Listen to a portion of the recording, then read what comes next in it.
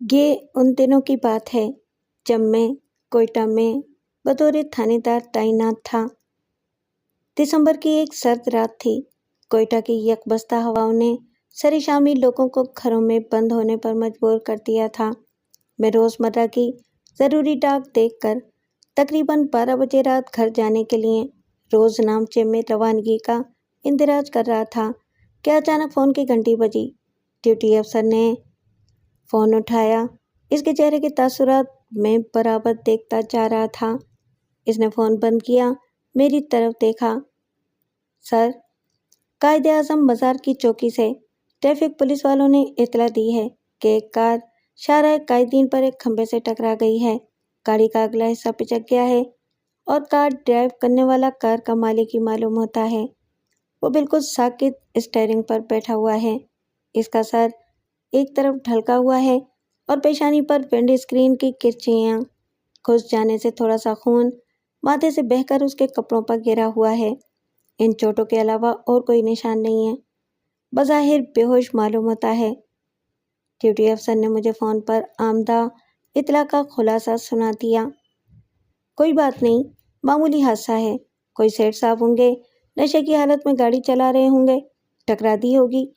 تم چلے جاؤ، معائنہ جائے واردات کر لو اور مضروب کو اسپتال بھیج دینا اور ضروری کارروائی کر لینا، اور اگر گاڑی چلنے کے قابل ہو تو تھانے پر لا کر کھڑی کر دینا۔ موٹر وہیکل انسپکٹر کو گاڑی کے معائنے کے لیے بذریعہ کنٹرول اطلاع کر دینا۔ میں نے اپنی روانگی کی رپورٹ مکمل کرتے ہوئے ضروری ہدایات دیں اور تھانے کی بلڈنگ سے باہر آ کر پھر مجھے خیال آیا کہ ASI کے ساتھ میں ایک تجربے کار ہیڈ کانسٹیبل کو بھی بھیج دوں۔ اس سلسلے میں ہیڈ محرر کو بلا کر میں نے ایک تجربے کار ہیڈ کانسٹیبل کو ASI کے ساتھ بھیجنے کی ہدایت کر دی اور ASI کو دوبارہ بلا کر کہا، دیکھو، اگر کوئی کام ہو یا معاملہ سنگین ہو یا کوئی مشکل پیش آئے تو مجھے بلا تردد گھر پر فون کر دینا۔ آپ فکر نہ کریں صاحب، یہ ایک معمولی ایکسیڈنٹ ہے، میں نمٹ لوں گا، اور پھر ہیڈ کانسٹیبل شاہ صاحب بھی میرے ہمراہ جا رہے ہیں۔ ASI نے ایک ذمہ دار افسر ہونے کا مظاہرہ کرتے ہوئے کہا، آپ دن بھر کے تھکے ہوئے ہیں، آپ گھر جا کر آرام کریں۔ ASI نے فکرہ مکمل کیا۔ اچھا بھائی، شکریہ، میں نے ASI کو تشکرانہ نگاہوں سے دیکھتے ہوئے کہا اور موٹر سائیکل اسٹارٹ کر کے گھر کے لیے روانہ ہو گیا۔ گھر پر پہنچا تو بیگم نے غصے کا اظہار کیا اور پوچھا، صبح سے کھانا نہیں کھایا؟ یہ بھی کیا نوکری ہے، نہ کھانے کا ہوش ہے نہ آرام کرنے کا؟ کھانا پڑا پڑا ٹھنڈا ہو گیا ہے اور آپ رات کو 12 بجے گھر چلے آ رہے ہیں۔ میرے لیے یہ بھاشن روز کا معمول تھا۔ پولیس افسر کی بیگمات کو ہمیشہ یہ شکایت رہی ہے کہ میاں دیر سے گھر پر آتے ہیں اور بچوں کی ٹھیک سے دیکھ بھال نہیں کرتے، اور اس معاملے میں وہ حق پر جانب بھی ہیں۔ لہٰذا میں نے بھی اس کی کڑوی کسیلی باتیں اطمینان سے سنی اور ہاتھ دھوتے ہوئے صرف اتنا کہا، ہاں دیر ہو گئی، کام زیادہ تھا۔ کھانا کھاتے ہی میں نیند کی آغوش میں پہنچ گیا اور میری آنکھ اس وقت کھلی جب فون کی گھنٹی متواتر بج رہی تھی۔ میں نے نیم غنودگی کی حالت میں ریسیور اٹھایا۔ دوسری طرف سے آواز آئی، سر، میں ASI شفیق بول رہا ہوں۔ یہ وہی ASI تھا جس کو میں رات ایکسیڈنٹ کی تفتیش پر مامور کر کے آیا تھا۔ شفیق کا نام سن کر مجھے کچھ ہوش آیا، کیونکہ شفیق کو میں رات کو ایکسیڈنٹ کی تفتیش کے لیے چھوڑ آیا تھا۔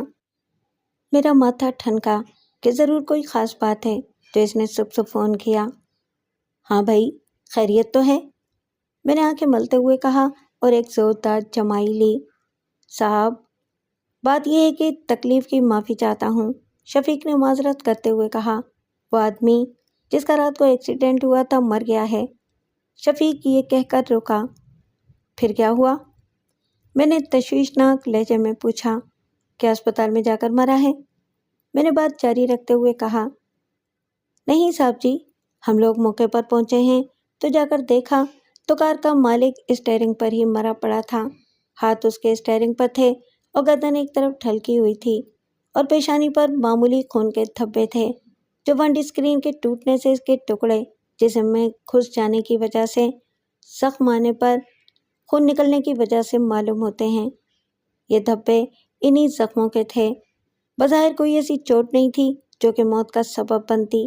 میں نے پوسٹ مارٹم SI شفیق کی بات مکمل بھی نہیں ہوئی تھی کہ میں نے مداخلت کرتے ہوئے کہا، اچھا تم تھانے پر ہی ٹھہرو، میں ابھی آتا ہوں۔ یہ کہہ کر میں نے فون بند کر دیا۔ میں نے دیکھا کہ میری باتوں کی وجہ سے بیگم کی آنکھ کھل گئی ہے اور وہ بڑی ناگواری سے بستر پر کروٹیں بدل رہی ہے۔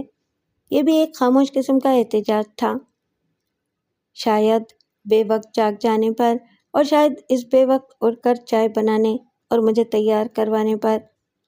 میں دبے قدموں اٹھا، بیگم کو بغیر پریشان کیے باتھ روم گیا، شیو کیا، نہایا، واپس آیا تو بیگم چائے تیار کر چکی تھی اور ناشتے کی میز پر میرا انتظار کر رہی تھی۔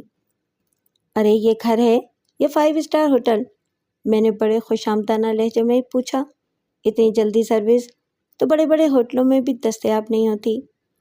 اچھا، مسکا مت ماریے اور خاموشی سے ناشتہ کر کے روانہ ہو جائیے، میری نیند پوری نہیں ہوئی، میں دوبارہ سو جاؤں گی، میری بیگم نے کہا، اور میں نے پیار بھری نگاہوں سے بیگم کی طرف دیکھا اور بغیر کچھ بات کیے جلدی جلدی ناشتے سے فارغ ہو کر وردی پہن کر تھانے روانہ ہو گیا۔ SI شفیق اور سب انسپکٹر امتیاز میرا انتظار کر رہے تھے۔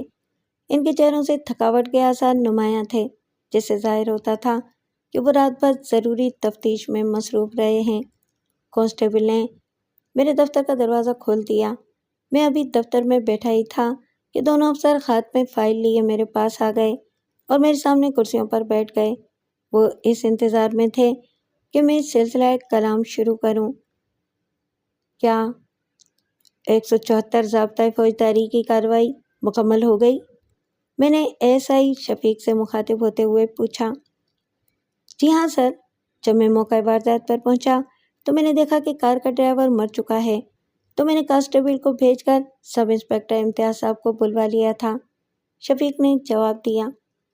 کارروائی حسب دفعہ 174 ضابطۂ فوجداری اس وقت عمل میں آتی ہے جب کوئی شخص غیر قدرتی موت مرا ہو، اور یہ کارروائی صرف سب انسپکٹر یا اس سے اعلیٰ درجے کا افسر ہی کر سکتا ہے۔ اس لیے SI شفیق نے یہ کارروائی مکمل کرنے کے لیے سب انسپکٹر امتیاز کو بلوا لیا تھا، جس نے جملہ کاغذات بابت مرگ ناگہانی مکمل کر کے لاش کو پوسٹ مارٹم کے لیے بھیج دیا تھا۔ کیا لاش کی شناخت ہو گئی ہے؟ میں نے امتیاز سے پوچھا۔ جی ہاں، متوفی کے کوٹ کی جیب سے شناختی کارڈ نکلا ہے، جس سے معلوم ہوا کہ متوفی کا نام جلال الدین تھا اور وہ ریکروٹنگ یعنی آدمی کو ملک سے باہر بھیجنے کا کاروبار کرتا تھا۔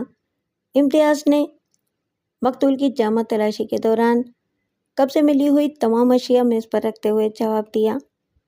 جلال الدین؟ میں نے حیرانگی سے پوچھا۔ جی ہاں، امتیاز نے جواب دیا اور جامع تلاشی سے قبضے میں لی ہوئی اشیاء میں سے متوفی کا شناختی کارڈ نکال کر میرے سامنے رکھ دیا۔ شناختی کارڈ پر چسپاں فوٹو دیکھ کر کسی شک و شبے کی گنجائش ہی نہ رہی۔ وہ جلال الدین ہی تھا اور میں اس کو جانتا تھا۔ میری اور اس کی جان پہچان بھی ایک حادثہ ہی سمجھیے۔ وہ اس طرح کہ تقریباً 10-12 سال پیشتر میں تھانہ جیکسن کا انچارج تھا۔ متوفی اس وقت امپورٹ ایکسپورٹ کے محکمے میں معمولی کلرک تھا، مگر اس وقت بھی کار رکھے ہوئے تھا۔ اس کو گاڑی تیز رفتاری سے چلانے کی عادت تھی۔ ایک روز وہ اپنی کار تیز رفتاری سے چلاتا ہوا اپنے مکان سے کیماڑی کی طرف جا رہا تھا کہ ایک بدنصیب بڑھیا جو کہ تقریباً 70 یا 80 سال کے لگ بھگ ہوگی، سڑک کراس کرتے ہوئے اس کی کار سے ٹکرا گئی۔ تھانے پر مقدمہ درج ہوا۔ جلال الدین کی سفارش میرے ایک دوست اور مربی خواجہ صاحب ایڈوکیٹ نے کی۔ سفارش بھی کوئی ناجائز نہیں تھی۔ انہوں نے یہ بھی کہا کہ بڑھیا کے ورثاء کو کچھ رقم دلوا دو تاکہ ان کے بھی آنسو خشک ہو جائیں، اور جلال الدین کو عدالت سے جرم کا اقرار کروا کر کچھ جرمانہ کروا دوں گا۔ خواجہ صاحب شعبہ فوجداری کے نہایت قابل وکیل ہیں۔ ان جیسی ذہانت اور فطانت میں نے کم لوگوں میں دیکھی ہے۔ وہ بھلا کے بولنے اور لکھنے والے ہیں۔ خواجہ صاحب کو میں نے عدالت میں بولتے دیکھا ہے، جس کڑک تڑپ عزم اور غلبے سے بولتے ہیں وہ انہی کا کام ہے۔ بہرحال خواجہ صاحب کے توسط سے میرا اور جلال الدین کا تعارف ہوا تھا۔ اور ایک تو مرتبہ جلال الدین نے اپنے مکان پر ہماری دعوت بھی کی تھی۔ جلال الدین ہمارے ساتھ افسر جو کہ اس وقت ایس پی ہیں کے دوست بھی تھے۔ ان کی ناگہانی موت پر مجھے بہت افسوس ہوا، اور موت بھی ایسی جو کہ مشتبہ حالت میں ہوئی ہو۔ مجھے خاموش دیکھ کر سب انسپکٹر امتیاز نے پوچھا، کیا بات ہے صاحب، آپ فوٹو دیکھ کر خاموش ہو گئے ہیں؟ ہاں امتیاز، میں متوفی کو جانتا تھا، یہ ایک بہت اچھے انسان تھے، مگر میں بات کرتے کرتے رک گیا۔ میں جلال کی زندگی کے چھپے ہوئے گوشوں کو اپنے ماتحتوں کے سامنے اجاگر کرنا نہیں چاہتا تھا۔ جلال کی زندگی کے مختلف نشیب و فراز تھے۔ ان کے قریبی دوستوں سے معلوم ہوا تھا کہ انہوں نے کچھ عرصے سے ایک عورت کو مستقلاً داشتہ کے طور پر رکھ چھوڑا ہے۔ اس کو ایک فیشنیبل علاقے میں ایک مکان بھی کرائے پر لے کر دیا ہوا ہے۔ جلال صاحب اس کو اچھی خاصی رقم ماہوار خرچ کے طور پر دیتے تھے۔ امتیاز نے ایک عورت کی فوٹو نکال کر میرے سامنے رکھی تو میں اپنے خیالات سے چونکا۔ یہ کون ہے؟ میں نے تصویر پر نگاہ جماتے ہوئے پوچھا۔ یہ فوٹو بھی متوفی کے بٹوے میں سے نکلی ہے، امتیاز نے جواب دیا۔ تصویر میں وہ عورت 30 یا 35 سال کے لگ بھگ معلوم ہو رہی تھی۔ مجھے خیال آیا کہ یہی تو وہ عورت نہیں جس کو آج کل جلال نے اپنے دوست کے طور پر رکھا ہوا تھا، اور جس کے جال میں وہ بقولے ان کے دوستوں کے بری طرح پھنس گئے ہیں، اور یہ کہ اس عورت سے جلال کا پیچھا چھوٹنا مشکل ہی نہیں بلکہ ناممکن ہے۔ بہرحال میں نے امتیاز سے پوچھا، ان تمام اشیاء کو بروئے فرد قبضے میں لے چکے ہوگے؟ جی ہاں، تمام اشیاء کا فرد بنا کر ان کو قبضے میں لے لیا ہے۔ لاش پوسٹ مارٹم کے لیے بھجوا دی ہے، 10 بجے تک پوسٹ مارٹم ہو جائے گا۔ لاش تو شناخت ہو گئی، ان کے ورثاء کو اطلاع کر دیتے ہیں۔ گاڑی تھانے پر لے آیا ہوں، معائنہ کرانے کے بعد جو مناسب ہوگا گاڑی کی واپسی کا بندوبست کر دیا جائے گا۔ ایک ہی سانس میں اپنے پوربی لہجے میں وہ سب کچھ کہہ گیا۔ ٹھیک ہے، میں نے جواب دیا، متوفی کے ورثاء کو میں مناسب طریقے سے خود ہی اطلاع کروا دیتا ہوں۔ تم ذرا پوسٹ مارٹم کی رپورٹ جلد منگواؤ۔ تمہارے خیال میں موت کیا ایکسیڈنٹ کی وجہ سے ہوئی ہے؟ سب انسپکٹر امتیاز تھوڑی دیر سر کھجاتا رہا اور پھر اپنی مونچھوں کے بالوں کو نوچتے ہوئے کہا، سر، بظاہر تو کوئی ایسی چوٹ نہیں ہے جو کہ فوری موت کا سبب بنتی۔ ہو سکتا ہے کہ کوئی اندرونی چوٹ دماغ میں آئی ہو۔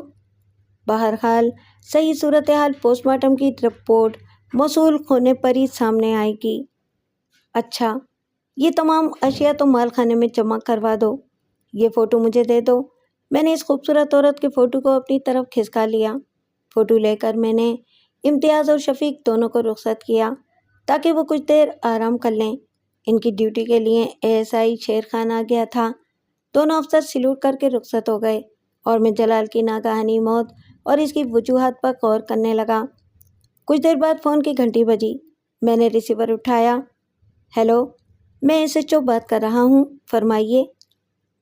لودھی، میں عابد بات کر رہا ہوں، دوسری طرف سے آواز آئی۔ جناب عابد صاحب، فرمائیے، میں نے جواب دیا۔ ارے سنو یار، مجھے کسی نے بتایا کہ جلال کا ایکسیڈنٹ کہیں تمہارے علاقے میں ہو گیا ہے۔ عابد صاحب کو میں نے مختصراً تمام واقعات بتا دیے اور یہ بھی عرض کی کہ ان کے گھر والوں کو اس کی اطلاع کرا دو تاکہ پوسٹ مارٹم کی کارروائی مکمل ہونے کے بعد لاش تجہیز و تکفین کے لیے لے جائیں۔ عابد صاحب پر یہ سن کر ساتھ ساتھ طاری ہو گیا۔ ان میں اتنی ہمت نہیں ہو رہی تھی کہ وہ مجھ سے مزید تفصیل پوچھتے۔ مجھے صرف کلک کی آواز آئی اور فون بند ہو گیا۔ عابد صاحب بھی جلال کے ساتھ بہت ہنسی مذاق کیا کرتے تھے اور ان دونوں کی آپس میں خوب نوک جھوک ہوتی تھی۔ مرنے والے میں بہت سی خوبیاں تھیں۔ مجھے بھی ایسا محسوس ہو رہا تھا جیسے میرا کوئی قریبی عزیز مر گیا ہو، مگر وہ تھا بھی عزیز، ایک مخلص دوست۔ عابد صاحب کے فون نے مجھے جلال کے گھر والوں کو اطلاع دینے کے ایک بہت ہی ناخوشگوار فرض سے نجات دلاتی تھی۔ تقریباً 11 بجے دن کے کانسٹیبل جو کہ لاش کے ہمراہ مردہ خانے گیا تھا، پوسٹ مارٹم رپورٹ اور 3 بنڈل سربا مہر اٹھائے ہوئے میرے کمرے میں آیا۔ سلوٹ کرنے کے بعد پوسٹ مارٹم رپورٹ میرے سامنے رکھی۔ پولیس سرجن نے بجائے موت کے خانے میں تحریر کیا تھا کہ پوسٹ مارٹم کے نتیجے میں موت کی وجہ تعین نہیں ہو سکی۔ کوئی ایسی جسمانی چوٹ جسم کے متوفی پر نہیں پائی گئی جس سے موت واقع ہو سکتی ہو، لہٰذا جسم کے مختلف اعضاء کے ٹکڑے ضربہ مہر کر کے ارسال کیے جا رہے ہیں، ان کو کیمیکل ایگزامنر کے پاس بھیج دیا جائے۔ آخر میں ایک فقرہ اور لکھا ہوا تھا، شبہ ہے کہ موت زہر خوانی سے ہوئی ہے، حتمی فیصلہ کیمیکل ایگزامنر کی رپورٹ آنے کے بعد ہی بتایا جا سکتا ہے۔ اس رپورٹ نے مجھے عجب مکمسے میں ڈال دیا۔ موت زہر خوانی سے ہوئی ہے تو اس کا مطلب یہ ہوا کہ جلال کو کسی نے ایسی زہریلی چیز کھلا دی کہ وہ کار چلاتے ہوئے زہریلی چیز کے اثر سے، جس نے آہستہ آہستہ اس کے اعصاب کو شل کر دیا ہوگا، وہ اسٹیئرنگ پر کنٹرول نہ رکھ سکا۔ کار کھمبے سے تو ضرور ٹکرائی، مگر جلال کی موت اس زہریلی چیز کے جسم میں سرایت کرنے سے ہوئی ہے۔ اب چند سوالات میرے ذہن میں آئے جن کی روشنی میں نے تفتیش کو آگے بڑھانا تھا۔ زہریلی چیز جلال کو کس نے دی اور کب دی؟ زہریلی چیز کس طرح دی گئی اور وہ کیا تھی، کہاں سے حاصل کی گئی تھی؟ اور ساتھ ہی ساتھ اس امر کی شہادتیں بھی اکٹھی کرنی تھیں تاکہ ملزم کے خلاف کافی مواد اکٹھا کر کے اس کی گرفتاری عمل میں آئے۔ میں سوچنے لگا، ایسے دوست نواز انسان کو کون قتل کر سکتا ہے؟ اس کو کون زہر دے سکتا ہے؟ یہ معمہ مجھے حل کرنا تھا۔ میں نے ڈپٹی صاحب کی منظوری حاصل کر کے جملہ اشیاء ٹکڑا جات اعضاء متوفی کیمیکل ایگزامنر کے پاس بھیج دیے اور نتیجہ جلد ارسال کرنے کی درخواست کر دی۔ میں نے دفعہ 174 زواد نون کی کارروائی کو مقدمہ 302 رے پے میں تبدیل کر کے نامعلوم شخص کے خلاف رپورٹ ابتدائی مرتب کر کے تفتیش کا آغاز کر دیا اور تفتیش بذمہ خود لے کر جائے واردات پر روانہ ہوا۔ یہ تو معلوم ہو گیا تھا کہ یہ عورت جس کی تصویر جلال کے پرس سے نکلی ہے اس کی داشتہ ہی کی تھی، اور یہ بھی قرینِ قیاس تھا کہ اتنی رات گئے جلال صاحب اسی عورت کے ہاتھ سے ہی 2-4 پیگ وسکی کے چڑھا کے آ رہے ہوں گے، مگر یہ زہریلی چیز معدے کے اندر سے نکلنا اور زہر خوانی کے آثار لاش پر پایا جانا میرے لیے فی الحال معمہ ہی تھے۔ اس سلسلے میں اس عورت کی تلاش اور اس کے حالات جاننا ضروری تھے، مگر بعض اوقات خدا رب العزت بھی اپنے گناہ گار بندوں کی مدد کر دیتا ہے۔ ویسے تو لوگ پولیس والوں سے نفرت کرتے ہیں لیکن اور پولیس کو ظلم کا نشان سمجھتے ہیں، لیکن تالی دونوں ہاتھوں سے بجتی ہے۔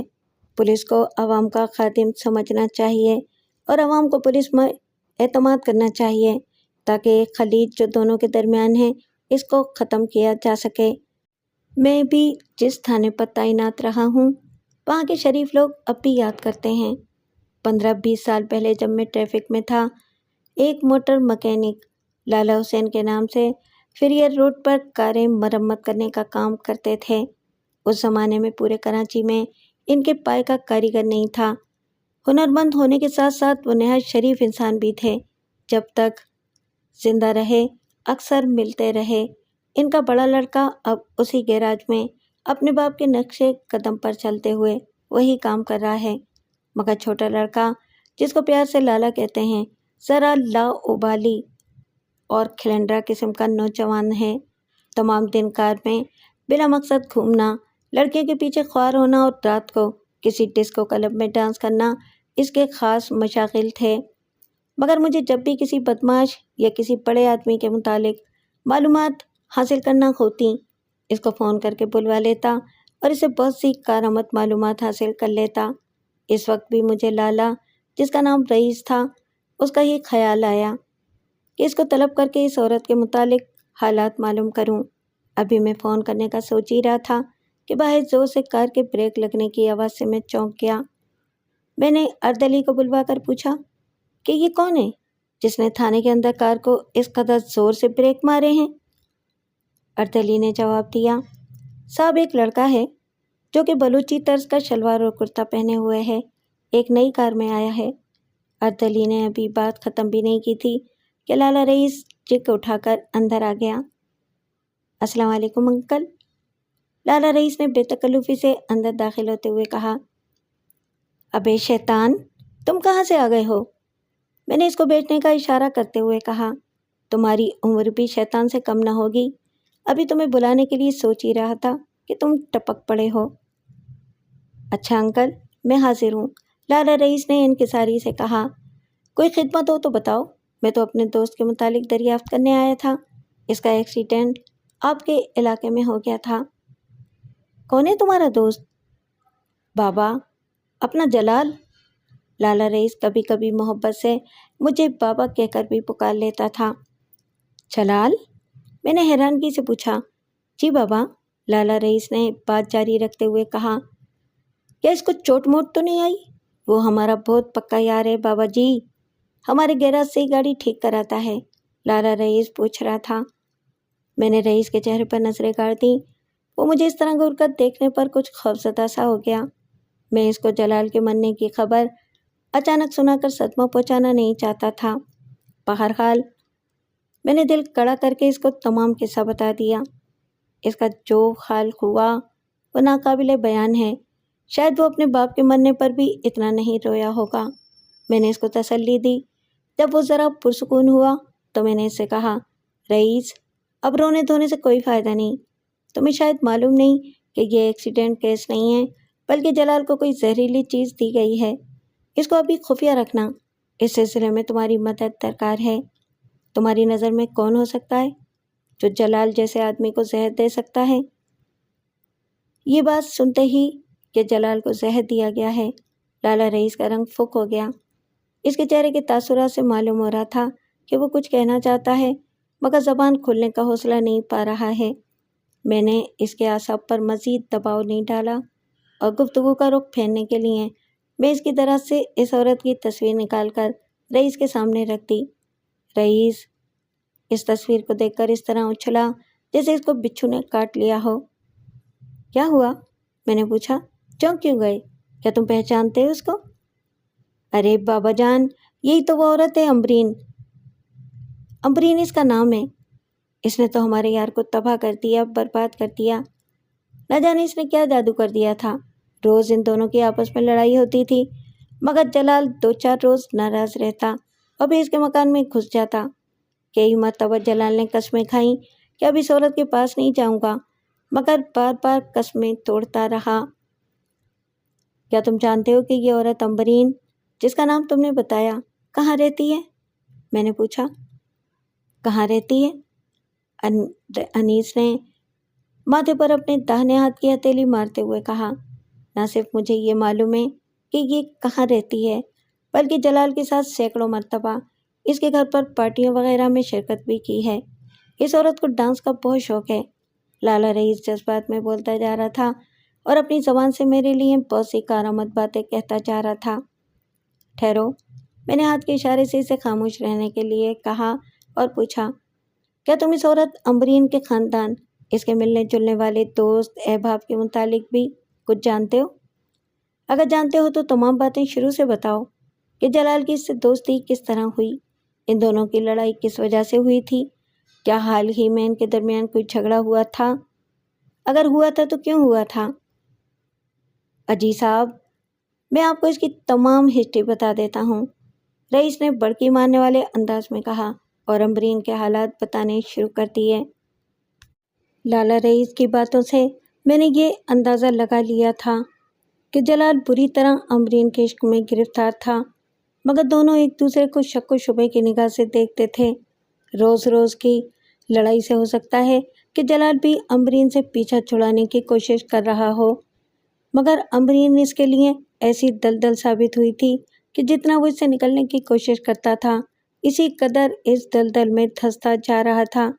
لہٰذا ہو سکتا ہے کہ جلال بھی روز روز کے لڑائی جھگڑے سے تنگ آ کر کبھی کبھی اپنے دوستوں کے ساتھ کسی دوسری جگہ پینے پلانے جاتا ہو، یا ان ایام میں جب امبر سے جھگڑا رہتا ہو، جلال ان دنوں کسی دوسری جگہ محفلیں جماتا ہو۔ چونکہ یہ تو میرے ذاتی علم میں تھا کہ جلال شام کو سورج چھپنے کے بعد محفل جمانے سے باز نہیں رہ سکتا تھا۔ لالا رئیس بات کرتے کرتے خاموش ہو گیا، چونکہ ایک کانسٹیبل اندر آیا اور اس نے آ کر بتایا کہ جناب کیمیکل ایگزامنر کے پاس وہ تمام اشیاء چھوڑ آیا ہے جو کہ ہیڈ محرر نے اسے دی تھیں۔ میں نے پوچھا، کہ کیمیکل ایگزامنر نے نتیجے کے متعلق کیا کہا؟ کانسٹیبل نے جواب میں کہا کہ انہوں نے کہا ہے کہ 2-1 روز میں پتہ کر لینا۔ یہ سن کر میں نے فون اٹھایا اور کیمیکل ایگزامنر سے بات کی اور اسے درخواست کی کہ جتنی جلد ہو سکے نتیجے سے آگاہ کریں۔ انہوں نے مجھ سے وعدہ کیا کہ ہر قیمت پر 2 دن کے اندر نتیجہ مل جائے گا۔ میں نے ان کا شکریہ ادا کر کے فون بند کر دیا اور کانسٹیبل کو ہدایت کی کہ 2 روز کے بعد کیمیکل ایگزامنر کے دفتر جا کر نتیجہ لے آنا۔ موٹر وہیکل انسپکٹر نے کار کا معائنہ کر کے رپورٹ دے دی۔ رپورٹ میں بریک وغیرہ بالکل درست قرار دیں اور انجن میں بھی کوئی میکینیکل خرابی نہیں پائی گئی۔ میں نے ڈیوٹی افسر کو ہدایت کر دی کہ متوفی کے رشتہ دار اگر کار کو واپس لینے آئیں تو کار ان کی سپردگی میں دے دی جائے۔ تھوڑی دیر کے بعد فون کی گھنٹی دوبارہ بجی۔ میں نے ریسیور اٹھایا مگر دوسری طرف سے ایس پی صاحب کا پی اے بات کر رہا تھا۔ ہیلو، میں نے کہا۔ افضل صاحب کیا حال ہے؟ میں نے پی اے کی خیریت دریافت کی۔ ایس پی صاحب بات کریں گے، پی اے نے جواب دیا اور فون ایس پی صاحب کو دے دیا۔ ہیلو سر، میں نے کہا۔ ایس پی صاحب نے اسی مقدمے کے متعلق حالات پوچھے۔ میں نے جملہ واقعات بتا کر یہ بھی عرض کر دیا کہ جناب یہ حادثہ نہیں بلکہ قتل کا کیس ہے، مگر ابھی پریس کو بتایا نہ جائے کیونکہ وہ لوگ خواہ ایک اسکینڈل کھڑا کر دیں گے۔ ایس پی صاحب نے ضروری ہدایات دیں اور فون بند کر دیا۔ میں نے ہیڈ محرر کو بلوا کر اسپیشل رپورٹ ٹائپ کروا دی۔ اسپیشل رپورٹ وہ رپورٹ ہوتی ہے جو کہ سنگین قسم کے مقدمات میں افسران بالا کو مقدمہ قائم ہونے کے فوراً بعد مقدمے کے حالات لکھ کر بھیجی جاتی ہے۔ اس دوران لالا رئیس کے لیے میں نے چائے اور بسکٹ منگوا دیے تاکہ وہ میری مصروفیت کی وجہ سے بور نہ ہو۔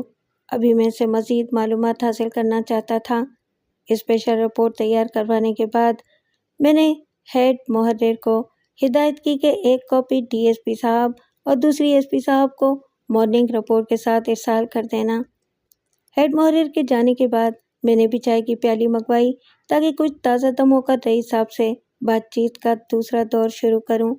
لالا رئیس چائے اور بسکٹوں سے نمٹنے کے بعد سگریٹ پی رہا تھا۔ تو یہ بات ہے۔ میں قلم سے سر کھجانے لگا۔ سر مجھے اجازت دیں، میں جلال کے جنازے میں شریک ہو جاؤں۔ رئیس نے ملتجیانہ انداز میں کہا۔ ارے ہاں ضرور جاؤ، مگر تجہیز و تکفین کے بعد فوراً میرے پاس آ جانا۔ میں تمہارے ساتھ امبرین کے فلیٹ پر جانا چاہتا ہوں۔ یہ کہہ کر میں نے رئیس کو رخصت کر دیا اور رئیس کی بتائی ہوئی معلومات سے اپنی تفتیش کو آگے بڑھانے کے متعلق سوچنے لگا۔ ظہر کی نماز کا وقت ہو گیا تھا۔ میں نے وضو کیا اور خدا کے حضور سرباز سجود ہو گیا۔ نماز کے بعد اللہ سے دعا کی کہ خداوند تعالیٰ میری رہبری فرما اور اس الجھے ہوئے مقدمے میں مجھے سرخرو کر۔ جلال میرا بھی دوست تھا، مجھے اس سے ہمدردی تھی۔ اس کے بچے تھے جو کہ ابھی اسکول میں پڑھ رہے تھے۔ جلال ان کو بے سہارا چھوڑ کر چلا گیا تھا۔ اس کی فیملی کے لیے کتنی بڑی ٹریجڈی تھی۔ اگرچہ موت کے بے رحم قاتوں نے اس کو ہم سے چھین لیا تھا، مگر میں اس کے قاتل کا پتہ لگانے کا مصمم ارادہ کر چکا تھا۔ ہمارے معاشرے میں روز قتل ہوتے ہیں، قاتل پکڑے جاتے ہیں، پولیس شہادت بھی ٹھوس فراہم کرتی ہے، مگر کتنے قاتلوں کو پھانسیاں لگتی ہیں، کتنے سولی پر چڑھتے ہیں۔ تحقیق اعلیٰ پیمانے پر ہوتی ہے۔ جب بام عروج پر پہنچنے والی ہوتی ہے تو عین وقت پر چند ذمہ دار مگر بدگماش افراد کی مفاد پرستیوں کے تحت پراسرار طریقے پر ساری کارروائی دبا دی جاتی ہے۔ یہی عمل بار بار دہرایا جاتا ہے اور یوں قانون اور انصاف کو لاقانونیت اور بے انصافی کے آگے سر نگوں ہونا پڑتا ہے۔ یہ سب کچھ ہوتا رہا ہے اور ہو رہا ہے۔ میں نے علاقے میں تمام جوئے کے اڈے صاف کر دیے تھے۔ علاقے میں پولیس کے ان چھاپوں کا چرچا تھا۔ 2-4 اڈے جو کہیں ڈھکے چھپے تھے اور جن کا علم بہت کم لوگوں کو تھا، ان اڈوں کے مالکوں نے میرے پاس سفارشیں بھیجنا شروع کر دی تھیں۔ انہیں یقین کامل تھا کہ ان کی پشت پر کئی سیاسی اوباشوں کا ہاتھ ہے۔ کسی ڈپٹی یا کپتان پولیس سے کہلوا دیں گے، میری بدلی کسی نہ کسی طریقے اور کسی نہ کسی بہانے سے کرا دیں گے۔ ابھی وہی ہوا جس کا تذکرہ یہاں تو نہیں، آئندہ کسی وقت ضرور کروں گا۔ दरअसल पुलिस अफसर की डायरी तो वही होगी। इस वक्त लोगों को मालूम होगा कि जुराइम क्यों होते हैं, चादर और चार दीवारी की हिफाजत क्यों नहीं होती। बड़े बड़े अफसरों के चेहरों से ईमानदारी का खोल उतारूंगा ताकि इनके असली चेहरे अवाम को नजर आएं। किस कदर अफसोस की बात है कि ज़िंदगी के सबक हमें उस वक्त मिलते हैं जब वो हमारे लिए बेकार हो जाते हैं। यही हाल कुछ मेरा भी है। मेरे अपने किए हुए पर पछतावे के अलावा और क्या रखा है। माजी के दरीचों से झांकता हूँ तो कोई एक आध किस्सा याद आ जाता है। खैर, मगरिब की नमाज के बाद रईस आ गया। तहजीज़ व तकफीन के बाद वो कुछ मुज़महिल सा नज़र आ रहा था। इसने मुझसे आते ही कहा, साहब, मैं आपको अमरीन का घर दूर से दिखा दूंगा, पहुंच जाऊंगा नहीं। अब इसके दरवाजे हमारे लिए हमेशा के लिए बंद हो गए। वो बहुत जज्बाती हो रहा था। मैं अपने साथ सब इंस्पेक्टर इम्तियाज़ और एएसआई शफीक को लेकर रईस के साथ अमरीन के घर की तरफ चल पड़ा। रईस मुख्तलिफ सड़कों और गलियों से होता हुआ एक मकान के सामने रुका। रईस मकान बताकर चला गया और अगले दिन थाने पर आने का वादा किया। मैं मुलाजमीन को लेकर सीढ़ियां चढ़ता हुआ रईस के बताए हुए पते पर पहुंचकर घंटी बजा रहा था। फ्लैट पर किसी नाम की तख्ती नहीं लगी हुई थी। नाम की तख्ती की क्या ज़रूरत थी? अमरीन की ज़िंदगी में तो न जाने कितने लोग आए, किस किस के नाम की तख्ती वो अपने मकान के बाहर लटकाती। घंटी की आवाज़ के साथ किसी ने दरवाज़ा खोला और हैरानगी से हमें देखने लगा। कब से एक निस्वानी आवाज़ आई, कामू, कौन है? गामू शायद उस आदमी का नाम था। आवाज़ के साथ ही एक औरत दरवाजे के सामने खड़ी थी, बेहिजाब, बेपर्दा, गुदास सफ़ेद जिस्म से जिंदगी की गर्मी फूट फूट कर निकल रही थी। आप कौन है? किससे मिलना है? इस औरत ने आंखें मटकाते हुए पूछा। आप गालिबन अमरीन हैं, मैंने पूछा। जी, मगर आप कौन हैं? बात करते वक्त जालिम की बोटी बोटी फड़क रही थी। मैंने अपना नाम बताया तो अमरीन ने मुस्कुराते हुए कहा, मैं आपको जानती हूँ, जलाल अक्सर आपका जिक्र किया करते थे। जब उसने जलाल के लिए सीगा हाल इस्तेमाल किया तो मैं समझ गया कि इसको जलाल की मौत का इल्म नहीं, या वो जानबूझकर एक्टिंग कर रही है। क्या मैं अंदर आ सकता हूँ? मैंने पूछा। ज़रूर, क्यों नहीं। ये कहकर वो हमारे आगे आगे चलती हुई अपने ड्राइंग रूम में ले गई और मुलाजिम को आवाज़ दी। जी आया बेगम साहिबा। ये आवाज़ बच्चेखाने से आई थी और हमारे सामने एक लड़का खड़ा था। कुल्लू, चाय लेकर आओ। चाय की क्या ज़रूरत है? मैंने इस काफिर हसीना से इसकी तरफ नज़र उठाए बगैर कहा, मगर वो मेरी बात को सुनी अनसुनी कर गई और कहा, फरमाइए। कैसे ज़हमत की? इसके लबो लहजे में एक बेतकल्लुफ़ी सी थी और इसका शबाब गोया एक जोश मारता और कफ उड़ाता हुआ चश्मा था। मगर मैं ऐसी बहुत सी आजमाइशों का सामना कर चुका था। मैंने मुनासिब अल्फाज में जलाल के एक्सीडेंट का जिक्र किया, दानिस्ता तौर पर इसकी मौत को जाहिर नहीं किया। मैं इसके चेहरे के जज्बात से इसकी अंदरूनी कैफियत मालूम करना चाहता था, मगर मैंने देखा कि इसको अपने आसाब पर इस कदर काबू था कि उसने बगैर किसी तशवीश का इजहार करते हुए कहा, अरे जलाल तो रोज़ाना ही एक्सीडेंट करता है, फिर कहीं गाड़ी टकरा दी होगी, क्या इसको भी चोटें आई हैं?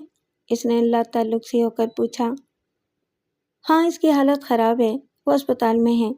अब मैंने देखा कि उसके चेहरे पर खौफ की परछाइयाँ नुमायाँ होने लगी थीं। आपको मालूम ही है कि मेरा ताल्लुक पुलिस से है और ये मेरे हमरा ही मेरे मातहत अफसर हैं। हम आपसे कुछ दरियाफ्त करने आए हैं। मैंने अंधेरे में एक तीर फेंका। एक्सीडेंट के बारे में या जलाल के बारे में? अमरीन ने इतराते हुए पूछा। एक्सीडेंट जलाल का हुआ है, लिहाजा एक्सीडेंट के बारे में भी और जलाल के बारे में भी। इसी दौरान में फ़ोन की घंटी की आवाज़ आई। वो भागकर दूसरे कमरे में फ़ोन सुनने चली गई। वापस आई तो उसकी हालत बज़ाहिर ऐसे मालूम हो रही थी जैसे बड़ी वहशतनाक खबर सुनकर आई है। वो एक ड्रामे के किरदार की तरह एक्टिंग कर रही थी और आते के साथ ही फूट फूट कर रोने लगी और हिचकियों के दरमियान बोली, आपने मुझे बताया क्यों नहीं कि जलाल? उसकी आवाज़ हिचकियों में दब गई। मैं समझ गया कि फ़ोन पर किसी ने इसको जलाल की मौत के मुतालिक बता दिया है। बहरहाल उसने रोने धोने की अच्छी एक्टिंग की।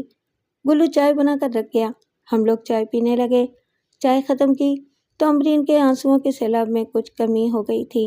वो उठी, गुसल खाने में गई, मुंह धोकर फिर हमारे पास आ गई। मैं कुछ आपसे पूछना चाहता हूँ मैडम, मैंने अमरीन से कहा। मैं पहले भी कह चुकी हूँ कि जो कुछ आप पूछना चाहते हैं पूछें, मैं जवाब दूंगी, उसने नागवारी से जवाब दिया। जलाल को कब से जानती हैं आप? कोई 5-6 साल का अरसा हुआ है, उसने जवाब दिया। आपके उससे क्या ताल्लुकात थे? वो मेरा दोस्त था। आपके और भी बहुत से दोस्त होंगे, मैंने पूछा। ये मेरी खानगी ज़िंदगी के मुतालिक सवालात पूछने का इख्तियार आपको किसने दिया? मैडम, नाराज़ ना हो, हम एक नहायत अहम मामले की तफ्तीश कर रहे हैं। मेरा मतलब है कि जलाल साहब की हादसाती मौत, वो एक हादसा था। रात को वो यहाँ से शराब पीकर गया था, गाड़ी टकराती बस। मैडम, अमरी ने खुद ही इकरार कर लिया था कि जलाल गुज़िश्ता शब उसके यहाँ मौजूद था। शराब पीकर वो यहाँ से गया है और रास्ते में इसकी मौत वाक़ई हो गई। मगर मैंने अपना सवाल दूसरे अंदाज में पूछा। मैडम, रात को जलाल जब आपके यहाँ शराब पी रहा था, और भी कोई मौजूद था? मैं थी, ये मुलाजिम था, इसने गुल्लू की तरफ इशारा करते हुए कहा, जो कि चाय के बर्तन उठाने कमरे में दोबारा आया था। अगर आप बुरा न माने तो ज़रा हम उचटती निगाह आपके बाकी कमरों में डाल लें, मैंने अमरीन से कहा। ज़रूर आइए। ये कहकर अमरीन हमें अपने साथ दूसरे दोनों कमरों में बारी बारी ले गई। पहला कमरा उसका अपना बेडरूम था, जहाँ नया शानदार किस्म का डबल बेड और कीमती पर्दे खिड़कियों पर लटके हुए, और एक तरफ ड्रेसिंग टेबल थी जिस पर गैर मुल्की सामान आराइश रखा हुआ था। बेडरूम के साथ एक तिपाई पर फ्रेम में लगी हुई जलाल और अमरीन की तस्वीर रखी हुई थी। एक कार्नर टेबल पर कुछ अद्वियात वगैरह रखी हुई थी। मैं टहलता हुआ उस टेबल की तरफ आया और टेबल पर रखी हुई दवाइयों के नाम पढ़ने लगा। मुख्तलिफ किस्म के विटामिन और ताकत की अद्वियात थीं, मगर एक शीशी के छोटे से मर्तबान में कोई माजून सी रखी हुई थी।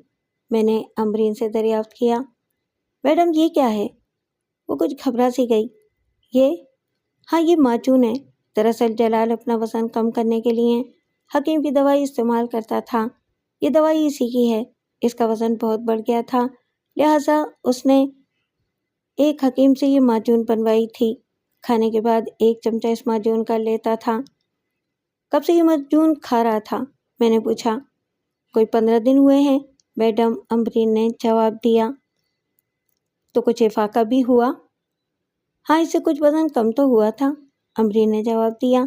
मगर आप इस माजून में इतनी दिलचस्पी क्यों ले रहे हैं? दरअसल मुझे भी अपना वज़न कम करना है। मैं भी 1 चम्मच ले लेता हूँ, खाकर देखूँगा। अगर इसे कुछ इफाका हुआ तो इस हकीम साहब से मुझे भी माजून मंगवा दीजिएगा। मैंने सब इंस्पेक्टर इम्तियाज़ को इशारा किया। उसने इस मर्तबान से थोड़ी सी माजून निकालकर एक कागज़ में रखकर पुड़िया सी बांध ली। इम्तियाज़ मेरा मतलब समझ गया था। अमरीन हमारे इस फेल को तशवीशनाक निगाहों से देख रही थी। इसके चेहरे का रंग यकसर बदल गया था।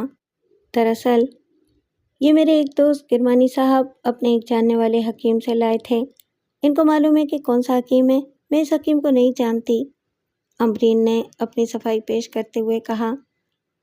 कहते हैं कि झूठ का हाफजा कमज़ोर होता है। थोड़ी देर पहले वो ये बयान दे चुकी थी कि जलाल ने अपने एक जानने वाले हकीम से ये माजून बनवाई थी, और अब इसके मुंह से सहवन सच्ची बात निकल गई। शायद इसको इस चीज़ का एहसास भी नहीं हुआ होगा कि भूले से वो क्या कह गई है। अच्छा, एक और चीज़ बताइए, मैंने अमरीन से पूछा कि रात को शराब वगैरह के लिए गिलास, बर्फ़, पानी वगैरह कौन लाता है? इंस्पेक्टर साहब, घर में मैं हूँ या ये गुल्लू, हम दोनों ही ये फरीज़ा अदा करते हैं। अच्छा, फ़िलहाल इतनी ही मुलाकात काफ़ी है। दोबारा आएंगे तो किरमानी साहब से भी मुलाकात हो जाएगी। इनका भी कभी जलाल से आमना सामना हुआ है? मैंने चुपती हुई निगाहें डालते हुए अमरीन से तंज़िया अंदाज में पूछा। ये मेरा ज़ाती मामला है जिसका जवाब मैं नहीं देना चाहती। अमरीन ने दरवाजे तक हमें अलविदा कहा और बड़े ज़ोर से दरवाज़ा बंद किया। अरे ज़रा रुकिए, मैंने दरवाज़ा खटखटाया। जी, अब क्या बात है? ज़रा गुल्लू को हम थाने तक ले जाते हैं, अगर आपको कोई एतराज़ ना हो। गुल्लू, امرین ذرا دیر کے لیے رکی اور آواز دے کر گلو کو بلوایا اور اسے کہا، جاؤ گلو، انسپکٹر صاحب تم سے کچھ پوچھنا چاہتے ہیں، ذرا جلدی آ جانا۔ گلو سہما ہوا سا، ڈرا ہوا سا ہمارے ساتھ بادل ناخواستہ چلنے کے لیے تیار ہو گیا۔ پھر نہ جانے مجھے کیا خیال آ گیا، میں نے گلو سے کہا، اچھا تم 10 بجے صبح تھانے پر آ جانا۔ ارے دروغہ جی، جیسے آپ حکم کریں، میں کل ہی آ جاؤں گا۔ اگلے دن گلو 10 بجے تک نہیں آیا تو میں نے امبرین کو فون کیا تو اس نے بتایا کہ گلو تو صبح سے نکلا ہوا ہے، صبح صرف ناشتہ بنایا اور یہ کہہ کر کہ میں تھانے جا رہا ہوں گھر سے چلا گیا، سارا دن تھانے پر نہیں آیا۔ امبرین کے ہاں فون کرنے پر یہی پتہ چلا کہ وہ صبح تھانے گیا تھا اور نہ تو تھانے پہنچا اور نہ واپس گھر لوٹا۔ گلو غائب تھا۔ اب میرے لیے یہ اور درد سر پیدا ہو گیا تھا۔ گلو کے غائب ہونے کی کیا وجہ ہو سکتی ہے؟ کیا وہ پولیس کے خوف کی وجہ سے کہیں چھپ گیا یا امبرین اور اس کے آدمیوں نے اس کو رستے سے ہٹانے کے لیے کہیں غائب کر دیا؟ شاید وہ جلال کے قتل کی وجہ جانتا ہو یا گلو کے پاس جلال کے قتل سے متعلق مفید معلومات ہوں جو کہ وہ پولیس کو بتانا چاہتا ہو۔ سورج غروب ہونے میں کچھ ہی دیر باقی تھی کہ کنٹرول سے اطلاع ملی کہ ایک لاش فلاں فلاں خلیے کی سپر ہائی وے پر پڑی ہے۔ اگر کسی تھانے میں کوئی مقدمہ درج ہو تو متعلقہ تھانے سے رجوع کریں۔ کنٹرول نے جو حلیہ بتایا تھا وہ گلو سے ملتا جلتا تھا۔ میں فوراً گاڑی لے کر ملازمان کے ہمراہ کنٹرول کے بتائے ہوئے پتے پر روانہ ہو گیا۔ پولیس کنٹرول کی اطلاع کے مطابق لاش سپر ہائی وے پر 11ویں میل پر ایک پولٹری فارم کے پاس گھنی جھاڑیوں میں پڑی تھی۔ لاش کو تلاش کرنے میں کچھ زیادہ وقت نہیں لگا۔ لاش گھنی جھاڑیوں میں اٹکی ہوئی پڑی تھی۔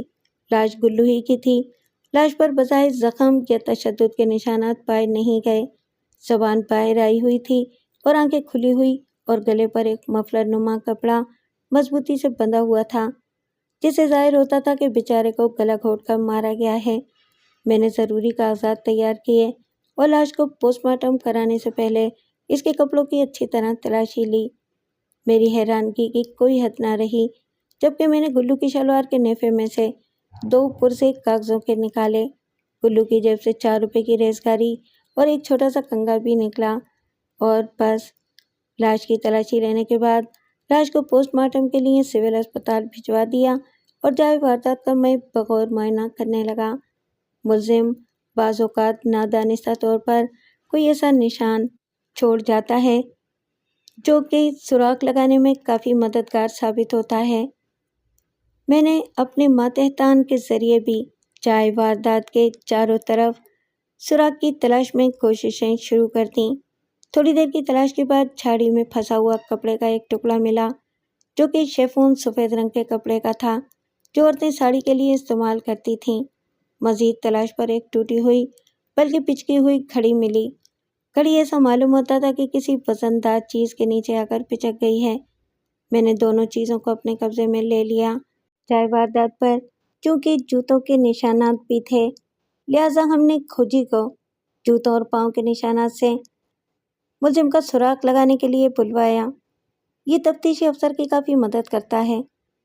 کھوجی نے جوتوں کو غور سے دیکھا اور بتایا کہ اس میں ایک نشان تو آدمی کے پاؤں کے جوتے کا ہے اور دوسرا عورت کے سینڈل کا ہے۔ یہ انکشاف میرے لیے کافی مفید تھا۔ میں نے کھوجی کو رخصت کیا۔ جائے واردات پر پائی جانے والی اشیاء کو بروئے فرد قبضے میں لے کر واپس تھانے آ گیا۔ ارد گرد کوئی آبادی نہ ہونے کی وجہ سے کسی عینی شاہد کا ملنا مشکل تھا۔ تھانے واپس آ کر میں نے امبرین کو گلو کی لاش ملنے کی اطلاع دی تو فون پر صرف لمبے لمبے سانس لینے کی آوازیں آ رہی تھیں جیسے کہ خوف زدہ انسان خوف کے مارے لمبے لمبے سانس لیتا ہے۔ ہوں ہاں میں جواب دینے کے بعد فون بند ہو گیا۔ گلو کی شلوار کے نیفے سے نکلا ہوا خط میں نے اطمینان سے پڑھنا شروع کیا۔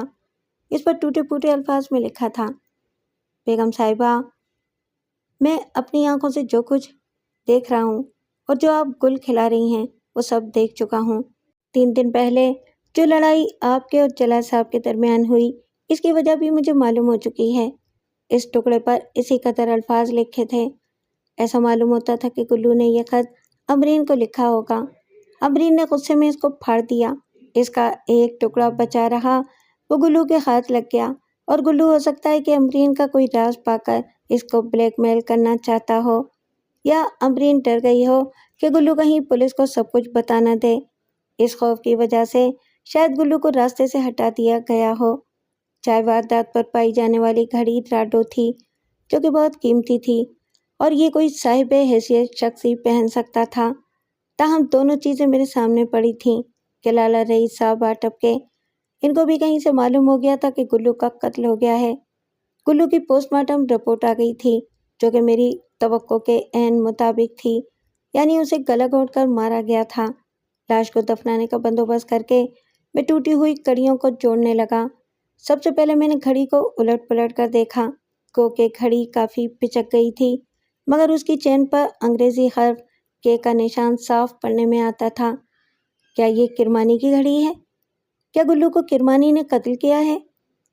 دوسرا کپڑے کا ٹکڑا تھا، جو کہ کسی ساڑی کے جھاڑیوں میں پھنسنے کی وجہ سے پھٹ کر جھاڑیوں میں اٹک کر رہ گیا تھا۔ اس کا مطلب تھا کہ اگر یہ ساڑی امبرین کی تھی تو وہ ساڑی ضروری ہے کہ امبرین کے گھر پر ہی ہوگی۔ اب مجھے باقاعدہ پلان کے تحت کام کرنا تھا۔ میں بھی سوچ ہی رہا تھا کہ کانسٹیبل نے گلو کے کپڑے، جو کہ پوسٹ مارٹم کے بعد ڈاکٹر نے لاش سے اتار کر دیے تھے، مال خانے میں جمع کرانے کے لیے دیے، تو اچانک مجھے خیال آ گیا کہ ذرا ان کپڑوں کی دیکھ بھال ایک دفعہ اور کر لوں۔ شلوار کا وہ حصہ جس میں اظہار بند پڑا ہوا ہوتا ہے، اس کو ٹٹولنے لگا تو میری حیرانگی کی انتہا نہ رہی کہ اس حصے میں کوئی خط نما ٹکڑا کاغذ کا مزید نکلا۔ یہ ایک ملفوف خط تھا، جو کہ جلال کے نام لکھا گیا تھا۔ اس کو پھاڑ کر پڑھا۔ تمہیں میں نے بتایا تھا کہ میں تمہارے بچے کی ماں بننے والی ہوں۔ تم نے مجھے یہ سن کر گالیاں دیں اور غصے سے اٹھ کر چلے گئے۔ اب بھی اگر تم نے مجھ سے شادی نہیں کی تو میں عدالت کا دروازہ کھٹکھٹاؤں گی اور تمہیں دنیا کے سامنے ننگا کر دوں گی۔ یہ خط میں گلو کے ہاتھوں تمہارے پاس بھیج رہی ہوں۔ اس کا جواب بھی اسی کے ہاتھ دے دینا، اور میرے گھر اسی وقت آنا جب تم یہ ارادہ کر لو کہ تم مجھ سے نکاح کر لو گے، ورنہ فیصلہ عدالت میں ہوگا۔ اس کا 10 سراغ مل جانے پر میرا امبرین سے ملنا ضروری ہو گیا۔ میں سب انسپکٹر امتیاز کو ساتھ لے کر امبرین کے گھر پر گیا۔ وہی کتے بھونکنے کی آواز، مگر آج اس کتے کے بھونکنے میں بھی کچھ خوف کی جھلک پائی جاتی تھی۔ دروازہ کھلا، امبرین سامنے کھڑی تھی، اجڑا ہوا چہرہ، آنکھوں میں وحشت۔ ایسا معلوم ہوتا تھا کہ رات بھر امبرین سو نہ سکی ہو۔ دروازہ کھول کر امبرین خاموشی سے ڈرائنگ روم میں چلی گئی اور ہمیں بھی اپنے پیچھے آنے کا اشارہ کیا۔ میں نے بغیر تمہید کے اس کو بتایا کہ گلو قتل ہو چکا ہے اور اس کو کسی نے گلا گھونٹ کر ہلاک کیا ہے۔ اس کے چہرے کا رنگ فک ہو گیا۔ اتنی دیر میں ایک صاحب تشریف لائے، جو کہ بغیر کسی اجازت کے اندر ڈرائنگ روم میں آ گئے اور خود ہی اپنا تعارف کرایا۔ میرا نام کرمانی ہے، میں انسپکٹر انچارج ہوں اور اس علاقے کا SHO ہوں، میں نے جواب دیا۔ مگر میں پوچھ سکتا ہوں کہ آپ یہاں کس سلسلے میں آئے ہیں؟ کرمانی نے پوچھا۔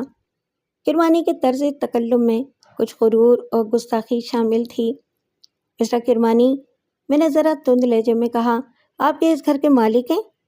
اگر میں آپ سے یہ سوال پوچھ لوں کہ آپ یہاں کس حیثیت سے آئے ہیں تو شاید آپ جواب نہ دے سکیں۔ میں کرمانی گھبرا گیا اور کوئی جواب نہ دے سکا۔ آپ جواب نہیں دے سکتے، میں نے کہا، اس کا جواب آپ کو تھانے چل کر دینا پڑے گا۔ یہ آپ کیا کہہ رہے ہیں؟ کرمانی نے مصنوعی غصہ چہرے پر لا کر کہا، آپ کو معلوم ہونا چاہیے کہ میں ایک بہت بڑے زمیندار کا لڑکا ہوں، کوئی معمولی آدمی نہیں ہوں کہ آپ مجھے تھانے بلا لیں۔ قانون کی نظر میں امیر اور غریب دونوں برابر ہیں۔ قانون کی کتاب امیر یا غریب کے لیے علیحدہ علیحدہ نہیں بنی ہے۔ اگر آپ شرافت سے تھانے پر نہیں گئے تو میں آپ کو گرفتار کر کے لے جاؤں گا، میں نے غصے سے کہا، اور میرے پاس آپ کے خلاف گلو کو قتل کرنے کے کافی ثبوت ہیں۔ یہ سن کر کرمانی صاحب ذرا ڈھیلے پڑے اور پیشانی پر پسینے کے قطرے بھی نظر آنے لگے۔ آپ شاید ناراض ہو گئے ہیں۔ کرمانی ایک بھیگی بلی بن گیا تھا۔ دیکھیے نا، میں یہ کہہ رہا تھا کہ پولیس کو کسی شریف آدمی پر قتل کا الزام بغیر ثبوت کے لگانا نہیں چاہیے۔ ثبوت عدالت میں پیش کیا جائے گا۔ میں آپ کو اور امبرین کو جلال کے قتل کرنے، سازش مجرمانہ اور گلو کو گلا گھونٹ کر قتل کرنے کے جرم میں گرفتار کرتا ہوں، میں نے جواب دیا۔ یہ سن کر امرین بے ہوش ہو کر گر گئی۔ اس کی ملازمہ بھاگی بھاگی آئی اور اس کے منہ پر پانی کے چھینٹے مارے۔ وہ کچھ ہوش میں آئی۔ کرمانی اس کو حوصلہ دے رہا تھا۔ پھر کرمانی اپنی گاڑی میں بٹھا کر امرین کو تھانے لے آیا۔ میں نے ایس پی صاحب کو فون کے ذریعے تمام واقعات بتائے اور جو ثبوت اب تک ان لوگوں کے خلاف فراہم ہو چکا تھا بتایا۔ ایس پی صاحب میری تفتیش سے بہت خوش تھے۔ میں نے اپنے قلم سے خود ڈائریاں لکھیں تاکہ کسی اور شخص کو دستیاب شدہ ثبوت کا معلوم نہ ہو سکے۔ میں یہ تمام ثبوت عدالت میں پیش کر کے وکیل صفائی کو ششدر کرنا چاہتا تھا۔ میں چاہتا تھا کہ اچانک وکیل صفائی ٹھوس ثبوت اور گواہان کے بیانات دیکھ کر ملزمان کی صفائی میں کوئی کہانی آسانی سے نہ بنا سکے۔ عدالت کے سیشن میں پہلی پیشی پر ملزم کو 161 ذوات فے کے بیانات کی کاپیاں فراہم کی گئیں اور اگلی پیشی پر فرد جرم عائد کر دی گئی اور استغاثہ کو گواہان پیش کرنے کے لیے کہا گیا۔ سب سے پہلے لالا رئیس کا بیان قلم بند ہوا۔ لالا رئیس نے جلال اور امرین کے تعلقات پر روشنی ڈالی۔ اس نے فاضل عدالت کو بتایا کہ جلال اور امرین بغیر نکاح کی زندگی بسر کر رہے تھے۔ امرین باوجود یہ کہ جلال کی داشتہ تھی مگر وہ باوفا نہیں تھی۔ اس پر وکیل صفائی نے اعتراض کیا مگر فاضل جج نے وکیل صفائی کا اعتراض رد کر دیا۔ پھر گواہ نے بتایا کہ اکثر جلال اور امرین کے درمیان تلخ کلامی ہوتی رہتی تھی۔ تلخ کلامی کسی وجہ سے ہوتی تھی؟ وکیل استغاثہ نے پوچھا۔ جناب، جلال کو شک تھا کہ امرین کے تعلقات دوسرے مردوں کے ساتھ بھی ہیں۔ ایک مرتبہ ایسے حالات سامنے آئے کہ یہ شک یقین میں بدل گیا۔ جلال نے مجھے یہ کام سپرد کیا ہوا تھا کہ میں خفیہ طور پر امرین کے مکان کی نگرانی کروں اور دیکھوں کہ کون کون امرین کے گھر آتے ہیں۔ کیا آپ نے ملزم کرمانی کو بھی کبھی امرین کے مکان پر آتے دیکھا؟ وکیل استغاثہ نے پوچھا۔ جی ہاں، اکثر، مگر میں نے جلال کو نہیں بتایا۔ میں نہیں چاہتا تھا کہ میرے دوست کا دل ٹوٹ جائے۔ وہ امرین کو بہت چاہتا تھا مگر ایک دن خود جلال نے اپنی آنکھوں سے ملزم کرمانی کی گاڑی سے امرین کو اترتے دیکھا۔ تو کیا اس بات پر جلال اور امرین کا جھگڑا ہوا؟ وکیل استغاثہ نے پوچھا۔ جی ہاں، بہت سخت جھگڑا ہوا۔ وکیل صفائی نے اس پر اعتراض کیا کہ یہ لیڈنگ سوال ہے مگر عدالت نے اعتراض قبول نہیں کیا اور وکیل استغاثہ کو حکم دیا کہ وہ مقدمے کی کارروائی جاری رکھیں۔ کیا آپ کے علم میں ہے کہ امرین ایک خاص قسم کی معجون جلال کو کھلاتی تھی؟ جی ہاں، لالا رئیس نے جواب دیا۔ کیا یہ وہی معجون ہے؟ وکیل استغاثہ نے ایک شیشی دکھاتے ہوئے کہا۔ جی ہاں، بالکل، یہ وہی ہے۔ تھینک یو سر، اب دوسرے گواہ پیش کرنے کی اجازت دی جائے۔ وکیل استغاثہ نے عدالت کو مخاطب کرتے ہوئے کہا۔ دوسرا گواہ حکیم صاحب، جس نے بیان دیا کہ امرین اور جلال نے اس کے ہاں سے یہ معجون خریدی تھی۔ اس کے بعد ایک کیمسٹ کو پیش کیا گیا۔ آپ کا میڈیکل اسٹور ہے؟ وکیل استغاثہ نے پوچھا۔ جی ہاں۔ کیا آپ ملزمہ امرین کو، جو کہ حاضر عدالت ہیں، جانتے ہیں؟ جی ہاں، یہ اکثر میرے اسٹور سے دوائیاں خریدتی ہیں۔ اب آپ یاد کر کے بتائیں کہ کیا انہوں نے آپ سے کوئی ایسی دوائی بھی خریدی جو نشہ آور، میرا مطلب ہے کہ جس کو زیادہ کھانے سے آدمی مر سکتا ہے؟ وکیل استغاثہ نے اونچی آواز سے پوچھا۔ میڈیکل اسٹور کا مالک گھبرا گیا اور پیشانی سے پسینہ پوچھتے ہوئے کہا، جی ہاں۔ آپ نے وہ دوائی کیوں بیچی جبکہ ڈاکٹر کا نسخہ امرین کے پاس موجود نہیں تھا؟ نہیں جناب، ڈاکٹر کا نسخہ موجود تھا، میڈیکل اسٹور کے مالک نے کہا۔ وہ نسخہ کہاں ہے؟ وہ نسخہ انسپکٹر صاحب میری دکان کے ریکارڈ سے قبضے میں لے چکے ہیں۔ کورٹ محرر نے وہ نسخہ پیش کیا۔ عدالت نے اس نسخے کو دیکھا اور ریکارڈ پر رکھ لیا۔ تیسرا گواہ جلال کا ایک اور دوست تھا جس نے اسی پوائنٹ پر گواہی دی کہ امرین اور جلال کا اکثر جھگڑا رہتا تھا۔ امرین جلال کو مجبور کرتی تھی کہ وہ نکاح کر لے مگر جلال انکار کرتا رہتا تھا۔ پھر ایک لیڈی ڈاکٹر پیش ہوئی۔ اس کے بیان نے نہ صرف وکیل صفائی بلکہ عدالت میں موجود بہت سے لوگوں کو ششدر کر دیا۔ لیڈی ڈاکٹر نے اپنا نام بتانے کے بعد کہا کہ وہ امرین کو جانتی ہے۔ کچھ عرصہ پہلے وہ اس کے پاس آئی۔ اس نے امرین کا معائنہ کیا اور بتایا کہ وہ 2 ماہ کی حاملہ ہے۔ लेडी डॉक्टर के बयान ने सबको चौंका दिया। केमिकल एग्जामिनर का बयान हुआ, जिसने जलाल की बजाय मौत जहरीली चीज खाने की वजह बताई। डॉक्टर ने बताया कि गुल्लू का कत्ल गला घोटने से हुआ है। आखिरी बयान मेरा था, जिसमें बहुत सी चीजों का इंकशाफ होना था। नाम और पता बताने के बाद सवाल जो वकील इस्तगासा ने मुझसे पूछा वो ये था, इस मुकदमे की तफ्तीश आपने की है? न सिर्फ जलाल के कत्ल की बल्कि गुल्लू के कत्ल की तफ्तीश भी मैंने की है, क्योंकि दोनों कत्ल एक दूसरे कत्ल की कड़ी हैं और दोनों कत्ल एक ही ने किए हैं। इसी वजह से दोनों मुकदमात में मेरा बयान कलमबंद किया जाए। अदालत ने इजाज़त दे दी। मैंने वकील इस्तगासा के सवाल के जवाब में इब्तिदाई तफ्तीश के हालात मुआयना जो मौके पर हुआ था और दूसरे फर्दात पेश किए। आपके पास क्या सबूत है कि गुल्लू का कत्ल अमरीन और किरमानी ने किया है? वकील इस्तगासा ने अचानक सवाल किया। मैंने एक पैकेट खोला और शेफून का टुकड़ा और एक साड़ी पेश की कि वो टुकड़ा इसी साड़ी का था। फटे हुए हिस्से पर इस टुकड़े को रखा तो वो टुकड़ा साड़ी के फटे हुए हिस्से पर बिल्कुल फिट बैठा।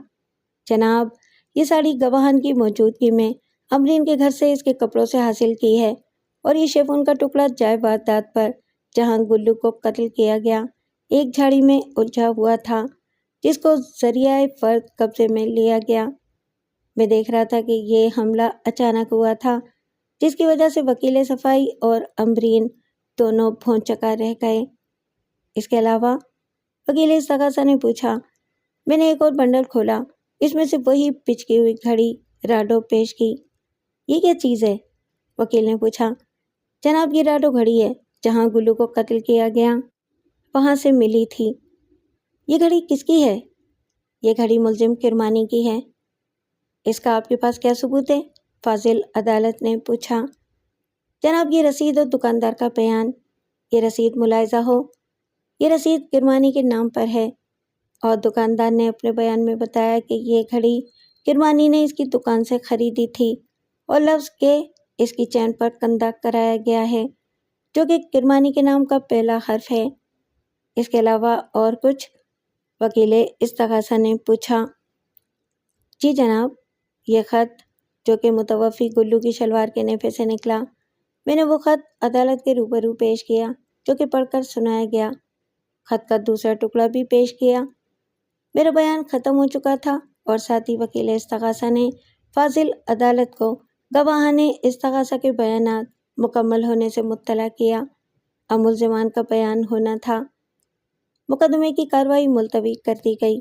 वकील इस्तगासा और वकील सफाई के दलाइल बाकी थे। मुल्ज़िमान ने जुर्म से इनकार कर दिया। वकील इस्तगासा ने अपने दलाइल शुरू कर दिए। जनाब अली, इस्तगासा की कहानी के मुताबिक मुल्ज़िमान के खिलाफ जुर्म बखूबी साबित है। मुतवफ़ी जलाल ने मुल्ज़िमा अमरीन को दाश्ता रख छोड़ा था, मगर मुल्ज़िमा अमरीन जलाल से बेवफाई करती रही और दूसरे आदमियों से भी अपने ताल्लुकात इस्तवार करती रही, मगर जलाल सब कुछ जानते हुए भी खामोश रहा। वह अमरीन को बहुत चाहता था। अमरीन की मुलाकात किरमानी से हुई।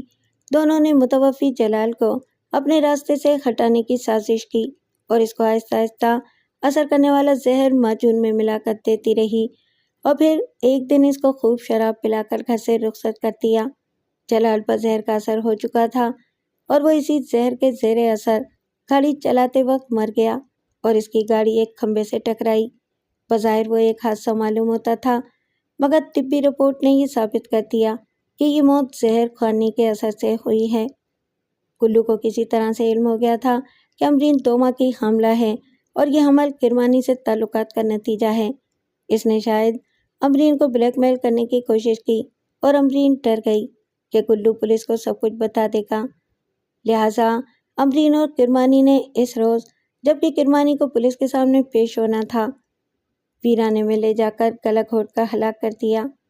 मौके पर पाई जाने वाली राडो घड़ी और शेफून का टुकड़ा इस बात का ठोस सबूत है कि ये कत्ल दोनों मुल्ज़िमान ने मुजरिमाना साजिश के तहत किया। गुल्लू के कपड़ों से निकलने वाले खतूत और कागज़ के टुकड़े इस बात का बयान सबूत हैं कि गुल्लू जिस वक्त चाहता अमरीन और किरमानी के लिए ख़तरा बन सकता था। इस वजह से इसको रास्ते से हटाना ज़रूरी था। लिहाजा गुल्लू को हमेशा के लिए रास्ते से हटा दिया गया।